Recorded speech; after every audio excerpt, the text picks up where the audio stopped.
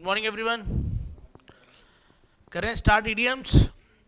पहला idiom, to take the bull by its horns, मतलब मुसीबत का खुद सामने आके क्या करना, सामना। सांड जा रहा है, आपको पता नहीं चला, उसने उठा दिया आपको तो बात अलग है। अब आप जाके उसके सींग पकड़ रहे हो तो क्या कर रहे हो, खुद उस मुसीबत का क्या कर रहे हो, सामना। तो इसमें होता है भी, मतलब बहुत ही मुसीबत वाली अवस्था में क्या करना, ब्रेवरी से। यानी अगर कोई सांड पीछे पड़ गया और जगह ही नहीं है तो हाथ जोड़ने से अच्छा फिर क्या पकड़ लो उसके। तो ये ऐसा ही सिचुएशन है। तो किसी बहुत मुश्किल परिस्थिति में उस स्थिति से बचने की बजाय, भागने की बजाय क्या करना, उसका सामना करना। ठीक है जी, सामने से मतलब मुकाबला करना। तो इसमें स्टोरी यही है कि एक सांड पागल हो गया और वो सबको उड़ा रहा है। अब चाहो तो आप भाग सकते हो वहां से। अब लोग कह रहे हैं कि भाई साहब ये वो वाला सांड है, इसके माथे पे क्या लगा है, हॉर्न। हॉर्न का मतलब सींग भी होता है और हॉर्न का मतलब बजाने वाला भी होता है ना। तो क्या भी, जब तक कोई इंसान वो हॉर्न नहीं बजाएगा इसका, तब तक ये रुकेगा नहीं। अब हॉर्न बजाने के लिए तो उसे पंगा ले, पहले कोई वहां तक पहुंचे तो सही। तो आपने वो हौसला दिखाया और उसके सींग पकड़े और ऐसे पैर से क्या दबा दिया। तो आपने वो काम किया। तो यहां पे आई टुक, देखो टुक आ गया यहां पे, इट मीन्स वर्ब से कहानी स्टार्ट हो रही है, चेंज हो सकता है। I took the bull by the horns and confronted him, यानी मैंने सामने आके उस आदमी का सामना किया, मैंने उसको कन्फ्रंट किया about his mistreatment of the. मान लो एक बॉस मिसट्रीट कर रहा है एम्प्लॉयज के साथ और किसी में हिम्मत नहीं है सामने आगे बात बताने की ये बंदा गलत कर रहा है। तो आप आगे आए और आपने ये बात कही उसको भी, सर इस तरह से सबको लग रहा है। तो सामने आके आपने मुसीबत का सामना किया ना। To set the record straight, किसी की गलत फहमी दूर करना। एग्जाम्पल देखो पहले, I want to set the record straight regarding a few rumors about myself, यानी मैं कुछ गलत फहमियां दूर करना चाह रहा हूं जो अफवाहें फैलाई जा रही है मेरे बारे में। तो इसकी स्टोरी कैसे याद रख सकते हैं। रिकॉर्ड का मतलब मान लो बही खाते से है। मान लो आपने अपने आड़ती को या लाला जी को पैसे जमा करा चुके हो, थोड़ा बहुत बचा है कुछ, लेकिन लाला जी आपको बार बार फोन कर रहा है, ओ भाई साहब आपका बहुत बकाया खड़ा है, दे जाओ आके। तो आपने कहा यार बहुत कहाँ से खड़ा है। आप उसकी दुकान पे गए तो वो जो रिकॉर्ड है उसका बही खाता है, उसको पूरा सीधा नहीं करके दिखा रहा, आपको दूर से दिखा रहा है डेटा से करके, भी देखो देखो कितना पड़ता है। आपने कहा भाई साहब इसको स्ट्रेट तो करो, एक मिनट। जैसे ही उसने स्ट्रेट किया आपने सारा कुछ बता दिया, दिख रहा है। हाँ हाँ हाँ, तो उसकी गलत फहमी क्या कर दी, रिकॉर्ड जैसे ही स्ट्रेट किया, उसकी बही खाते को स्ट्रेट किया, सारी गलत फहमी क्या कर दी, उसकी दूर कर दिया आपने।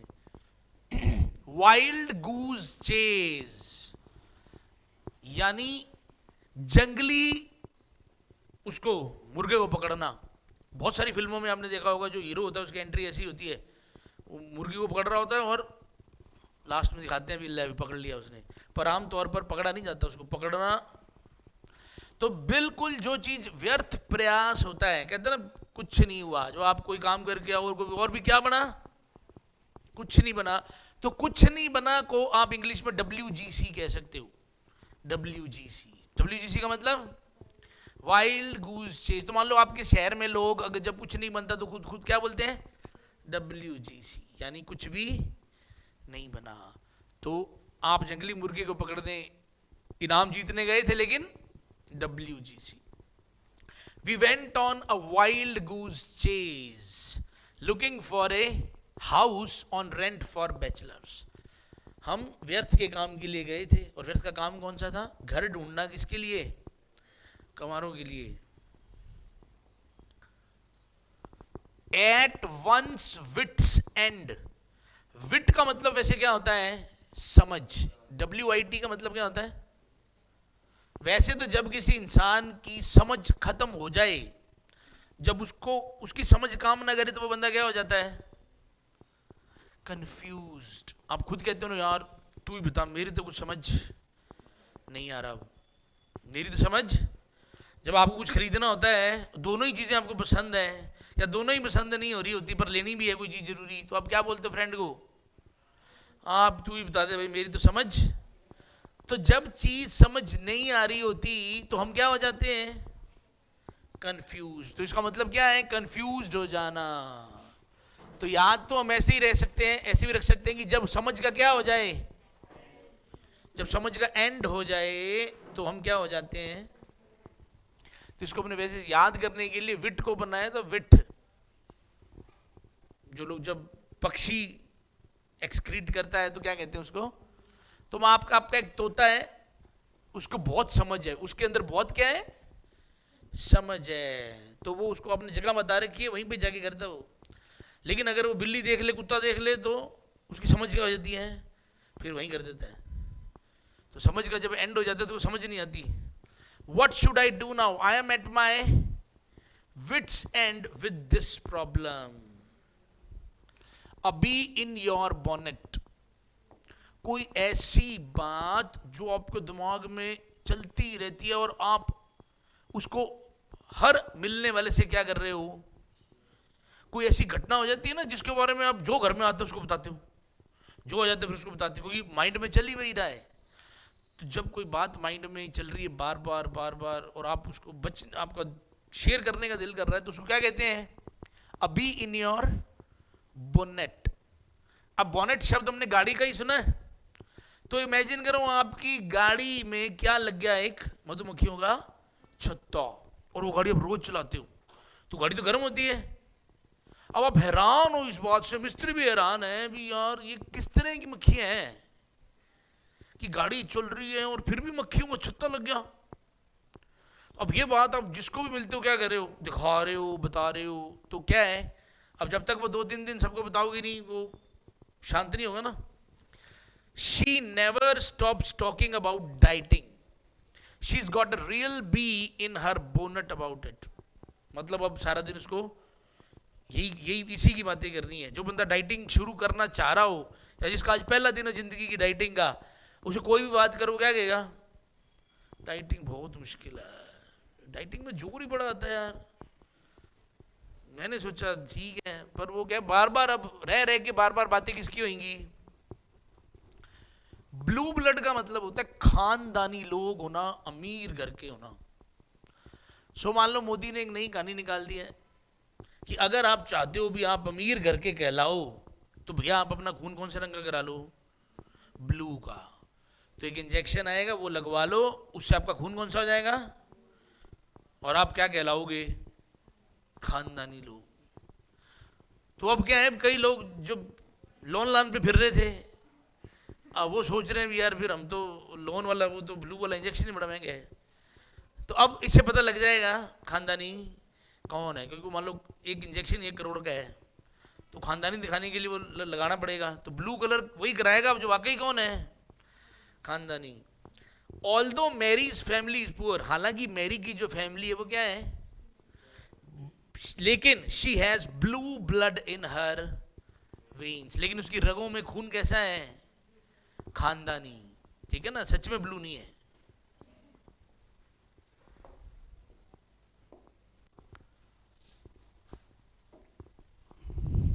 ड्रॉप नेम्स, यानी कुछ ऐसा कह के या करके लोगों को क्या करना? इंप्रेस करना, यानी बड़े लोगों से अपनी पहचान दिखा के लोगों को क्या करना? तो आपका स्टाइल है, आप क्या करते हो? आपने अपनी जेब में कुछ नकली आइडेंटिटी कार्ड रखे हुए हैं। किसके? बहुत बड़े बड़े स्टार्स के, क्रिकेट के, बॉलीवुड के, नेताओं के। और वो क्या है, अब जानबूझ के किसी पार्टी में जाके जहाँ बहुत ज़्यादा भीड़ होती है गिरा देते हो। अब जैसे ही गिरते हैं तो लोग हेल्प करते हैं ना, उठाओ उठाओ उठाओ।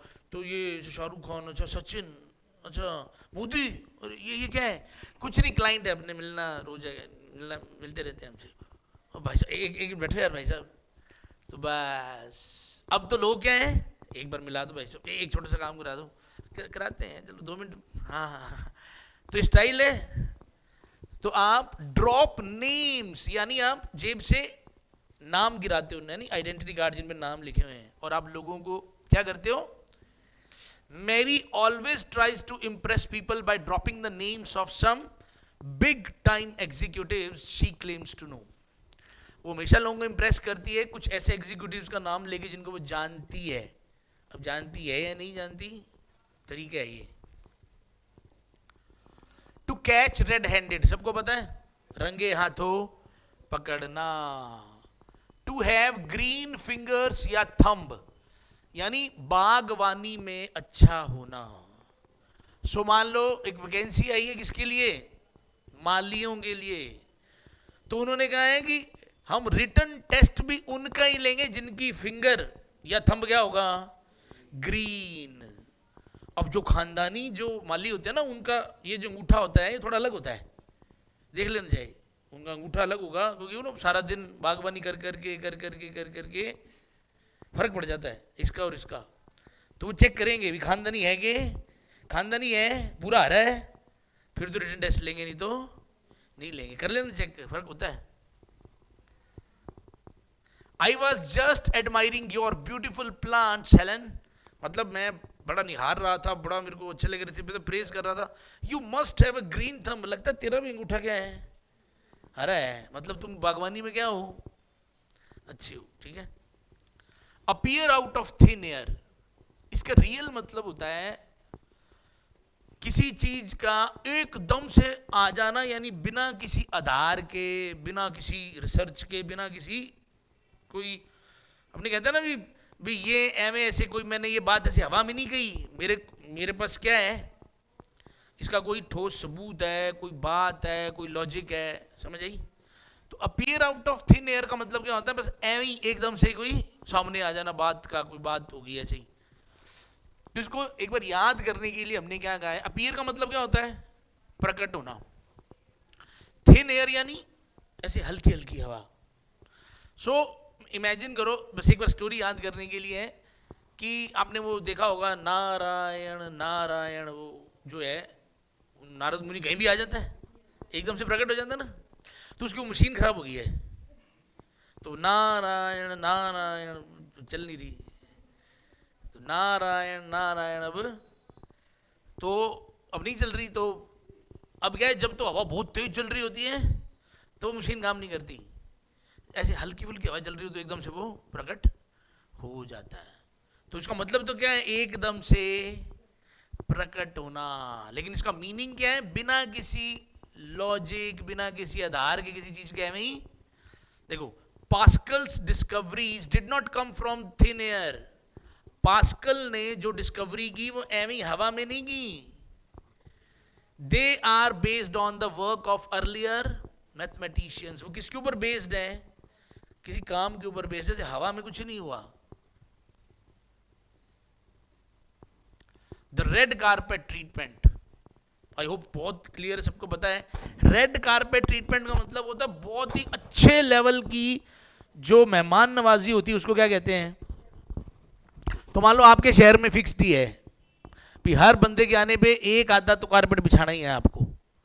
अगर वो हाई क्लास है तो कौन सा बिछा दो, ठीक ठाक है तो कौन सा बिछा दो, ग्रीन. और हमें टाइम पास है तो फिर कोई बिछा दो, अगले को पता लग जाए, काला बिछा दो, ले अगले को पता लग जाए दोबारा आना ही मत. The chancellor was given the red carpet treatment on her one day visit to London. A sore point, एक ऐसी बात जिसको कोई जैसे ही करे आपकी तकलीफ हो जाए, दुखती रख कहते हैं ना. तो इसको हमने वैसे भी सौरे बना दिया, भी मैं सौरे जाना जिਵੇਂ कहते. तो मान लो एक आदमी है, कोई औरत बहुत परेशान था अपने ससुराल वालों से और उसने छोड़ दिया उसको. अब कोई पूछ लेता है, और जी सौरे दा की गल है या सौरे कदों जाना है, उसी टाइम कहानी में ट्विस्ट आ जाता है. मान लो आपने उसको कोई चीज़ ऑफर की है, लो जी लो, उन्होंने कहा सौरे कदों जाना, इधर दे दे बस, क्योंकि आपने क्या कर दिया. Don't ask him about the job search. कोई बंदा अगर परेशान हो चुका है, नौकरी ढूंढ कर नहीं मिल रही, तो it is a bit of a sore point. To eat humble pie, humble pie का मतलब होता है अपनी गलती स्वीकार करना, अपनी गलती स्वीकार करना, मानना कि आप गलत थे। तो हम्बल को एक बार अपन ने क्या मान लिया, कंबल, और पाई को एक बार क्या मान लिया, चार पाई। मान लो आप कहीं खड़े थे, वो जगह ओपन पब्लिक स्पेस था, पब्लिक प्लेस था, तो आपको किसी ने कहा भाई साहब ये एक मेरा कंबल पड़ा है और एक क्या पड़ी है, मैं 5 मिनट में आया। तो आपने कहा ठीक है भाई, तो उसने कहा आप खड़े हो ना, तो आपने कहा हाँ खड़े हैं हम, तो ध्यान रख लोगे, हाँ हाँ रख लूंगा। तो आप मोबाइल में व्यस्त हो गए, इधर से कोई फाड़ी करके ले गया, वो आया भाई साहब मेरा कंबल मेरी चारपाई। तो आपने कहा यार पड़ी तो यही थी, यही तो मतलब अब नहीं है भाई फिर अब, तो वो तो आपके गल पड़ गया।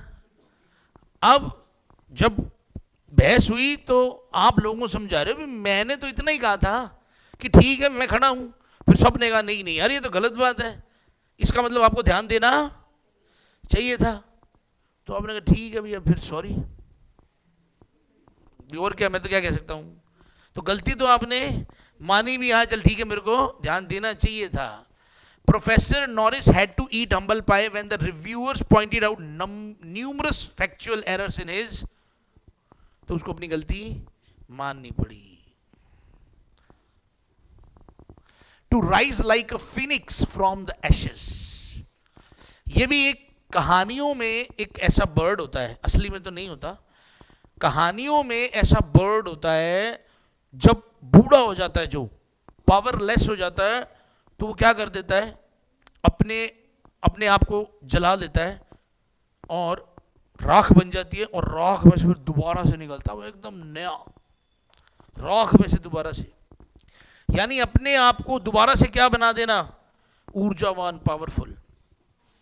A few months after the earthquake, large sections of the city had risen like a phoenix from the ashes. मान लो अगर अगर आपने कोई ऐसा शहर देखा हो जिसमें भूकंप आया हो, जैसे जापान के अंदर आपको पता है भूकंप एक रेगुलर लेवल पे ही आते हैं, तो जापान में मान लो एक बार भूकंप आया था तो ऐसा लग रहा था जैसे शहर ऐसे बिछ गया, और विद इन 6 months वाकई ऐसा लग रहा था जैसे राख से दोबारा वो फिनिक्स खड़ा हो गया।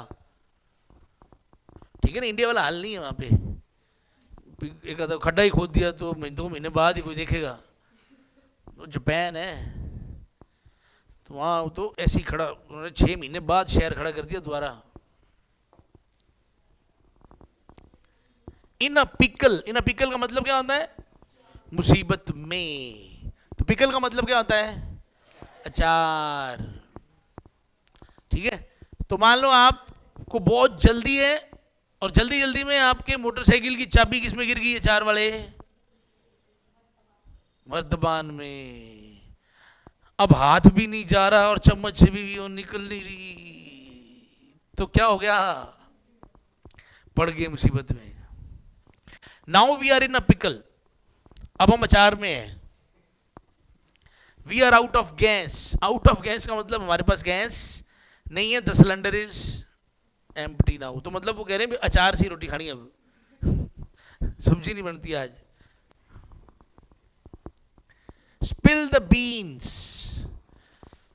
राज उजागर, एक हमने कल किया था, let the cat out of the bag, बिल्ली बाहर निकाल दो, यानी राज उसका बता दो, तो ये सेम ही है, तो मतलब इसका भी यही है। अब आपको बीन्स का मतलब कुछ दाने होते हैं ना, तो मान लो आपको पता है कि आपके दोस्त के पास कुछ ऐसे जादुई दाने हैं, तो एक एक दाना एक एक बम के बराबर है, और उसके पास है, और वो कुछ गलत भी करने की फिराक में, तो आपने मोदी जी को बता दिया, भी ऐसी कहानी है, मोदी जी कहते हैं ये क्या है, नाटक है क्या, ऐसा कुछ होता है क्या, तो आपने थोड़े से दाने उससे उसकी वहाँ से ले लिए और मोदी जी को ऐसे फेंक के दिखाई, ये लो ये देखो ये लो, तो धमाका हुआ टकाओगे, तो अब वो मान गए, तो आपने राज क्या कर दिया, तो आपने जो थोड़े से जो दाने थे वो ऐसे फेंके फैलाए, तो पता लग गया धमाका होगा कितना तगड़ा, तो राज क्या कर दिया, there is a surprise party for Harry on Wednesday, please don't spill the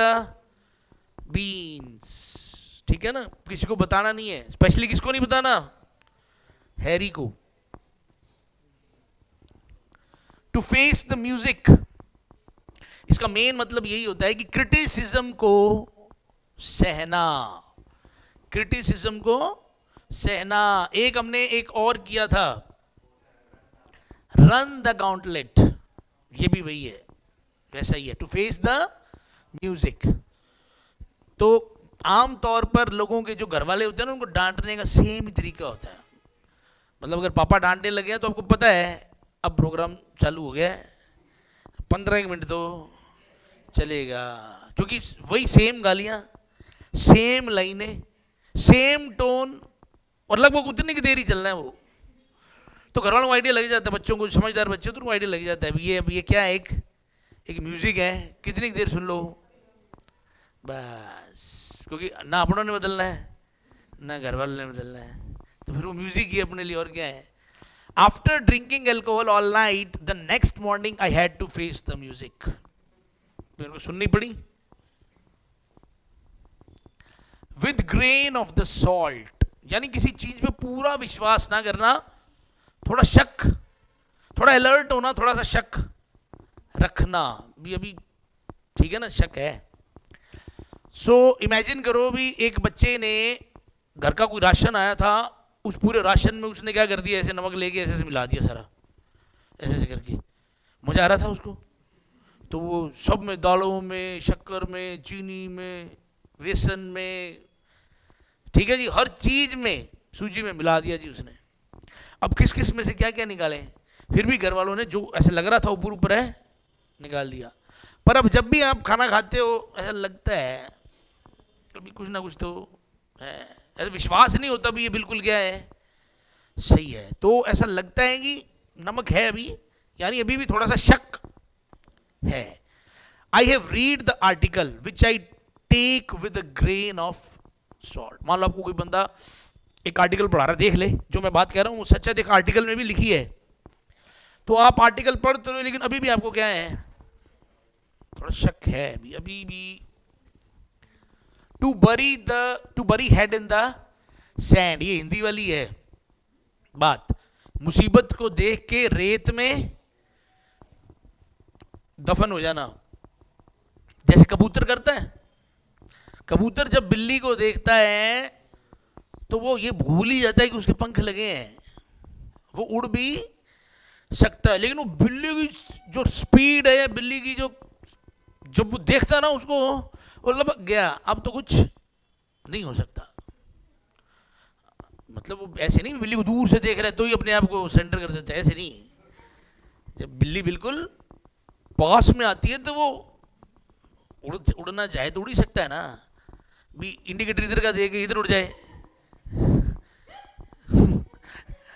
पर वो ट्राई नहीं मारता वो ट्राई नहीं मारता, ठीक है। अच्छा ये चीज किसके लिए है, सिर्फ कबूतर के लिए है। इसका मतलब बिल्ली तो और भी कई मतलब पक्षियों के ऊपर पड़ती है, लेकिन बाकी उड़ा जाते हैं, वो थोड़ा भारी भी है, तो टाइम भी लगता है उसको।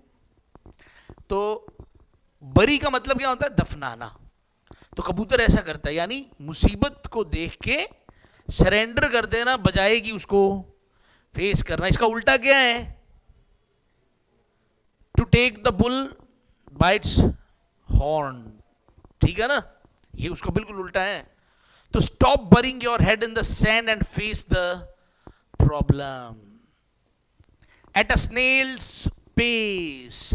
स्नेल एक ऐसा कीड़ा होता है जो ऐसे ऐसे करते हैं ना, धीरे धीरे ऐसे ऐसे बिल्कुल धीरे धीरे चलता है वो। तो इसका मतलब ही क्या होता है, पेस का मतलब स्पीड, कैसी स्पीड, स्नेल की स्पीड। तो स्नेल की स्पीड का मतलब ये है भी ना के बराबर ही आप धीरे धीरे चल रहे हो, ठीक है। वैसे तो पेस का मतलब सबको पता है, वैसे मैंने लिख दिया कि जब से लिएंडर पेस पता है सबको, फुटबॉल का है, फिर कौन बोला फुटबॉल का है अरे वो लॉन्ग टेनिस का प्लेयर है, लॉन्ग टेनिस का। तो हाँ कहते शाबाश, पता है सर मेरे को फुटबॉल का है। ये तो वही बहुत यही बोलोगी, हाँ मेरे को फुटबॉल खेलना आता है, बैट मेरे को पकड़ाओ क्या वो समझ गया, आपको आता है। तो जब से लिएंडर पेस को किसने काटा है, स्नेल ने काटा है, वो बहुत ही धीमी गति से चलने The roads were full of traffic and we were traveling at a snail's pace. To have your head in the clouds, यानी आपका अब सिर किधर है? बादलों में. तो ऐसा तो तभी हो सकता है जब या तो सपना हो या कोई वाकई बहुत तगड़े हिल स्टेशन पे हो. तो कहने का मतलब ये है कि ऊंचे ऊंचे ख्वाब देखना. तो इमेजिन कि आपकी ड्यूटी किधर लगी है? आकाश में, और बादलों में ही लगी है कोई ऐसी जगह पे, और आप हेड ऑफ द डिपार्टमेंट बन गए हो वहां पे. तो अब आपका दिमाग क्या है? हिल गया है, और आप कैसी बातें करने लगे हो और ऊंची से भी ऊंचे ख्वाब देखने लगे हो. She walks around all day with her head in the clouds. She must be in love. ये थोड़ा चलो दूसरी साइड हो गया. To eat your heart out, to be very unhappy, दुखी. मान लो जब भी आप दुखी होते हो अपना ही दिल निकाल के क्या लग जाते हो? खाने लग जाते हो. तो फिर बार बार रोकना पड़ता है, छोड़ इसको. तो पता लग जाता है घर वालों को क्या है ये दुखी, तो रोकते आपको बार, नहीं बेटा अब नहीं निकालना, बस खा लिया, थोड़ा सा खा लिया बहुत है. Don't eat your heart out. It's okay if you are not selected, try again. To be completely at sea. ठीक है, ये सिस्टम बिल्कुल वैसा है जैसे कहो ना प्यार है हमें ऋतिक रोशन और अमीषा पटेल रात को सोते हैं तो किस पे होते हैं? शिप में. और सुबह उनकी नींद खुलती है तो वो कहाँ होते हैं? मतलब समुद्र ऐसा है, समुद्र को समुद्र इसलिए कहते हैं क्योंकि अगर आप समुद्र में थोड़ा आगे चले गए ना ज़्यादा, तो कुछ नहीं दिखता किनारा किधर है. सब समझ भी नहीं आ रहा आप आ रहे हो कि जा रहे हो या गोल गोल घूम रहे हो, अगर आपके पास क्या नहीं है, कंपास वगैरह नहीं है. तो अपने आप को समुद्र में पाना, यानी अब कुछ समझ नहीं आ रहा किधर आना है किधर जाना है. तो वही स्टोरी है कि आप सोए थे जब, तब तो बोट में ही थे, अब जब उठे हो तो कहाँ हो? समंदर है. तो कुछ समझ नहीं आ रहा. रीडिंग इकोनॉमिक थ्योरी लीव्स मी फीलिंग कंप्लीटली एट. कभी कभी कुछ किताबें ऐसी तो उनको पढ़ के ऐसे ही लगता भी कुछ समझ नहीं आ रहा. To stir up a hornet's nest. Hornet का मतलब क्या होता है? ततैया, टाटिया भी कहते हैं कहीं. और स्टिर का मतलब क्या होता है? हिलाना, छेड़ना. तो मान लो आपका काम है पंगे लेना ही लेना, ठीक है, तो कहीं पे छत्ता लगा, अब आपके मन में आ गया ले अभी छत्ता लगा अपने तो भाग जाना है, इधर तो पत्थर मार के जाना है. तो आपने उसको क्या कर दिया? डॉल को टुको के हिलाओगे, आप तो भाग गए. अब आप कह रहे हो if you say that to her. मान लो कोई ऐसी चीज है जो किसी कोई मैडम है, कोई ऑफिसर, उसको नहीं बतानी चाहिए, और आप कह रहे हो और लोग कह रहे हो भाई मत बताओ मत बताओ. If you say that to her you will be stirring up. तू भैया अगर ऐसा करेगा तो मधुमक्खी के छत्ते में क्या डाल रहा है? हाथ डाल रहा है. फिर तो छत्ते में हाथ डालने वाली बात है. तो अगर आप ऐसा कोई कर रहा है तो वो क्या कर रहा है? जानबूझ के परेशानी खड़ी. Walk on air. जब आप खुश होते हो तो आप सड़क पे नहीं चलते, फिर आप हवा में चलने लग जाते हो. सबको दिखता है अच्छा आज खुश है, आज तो है, क्योंकि आज कैसे चल रहे हो आप. और जब पैदल चल रहे हो तो लोग चलो आज क्या है बच्चा, आज खुश नहीं है, मतलब और क्या है. On the last day of school all the children are walking on. छुट्टियां हो रही है, सारे बच्चे हवा में हैं. सब क्या इसका मतलब? खुश. Achilles heel. वैसे तो एक्ली एक कैरेक्टर था, ये सब क्या है लिटरेचर के कैरेक्टर्स हैं सब इस तरह से कुछ. तो उसकी जो कमजोरी थी वो सिर्फ क्या थी? उसकी हील. ठीक है ना. तो अब एक्ली अगर याद नहीं रहता तो एक चिली आ रहा है, जिसको एक्ली याद नहीं वो क्या बना सकता? एक मिर्ची. तो मान लो कोई कैरेक्टर था, वो ऐसा राक्षस था, उसकी क्या कमजोरी है? हील के अंदर अगर किसी ने मिर्ची लगा दी तो उसकी सारी ताकत क्या हो जाएगी? तो उसकी कमजोरी सिर्फ क्या है? हील के अंदर अगर क्या लगा दे कोई मिर्ची। तो एक्लीज हील, तो उसको क्या आ जाती, वीकनेस आ जाती है।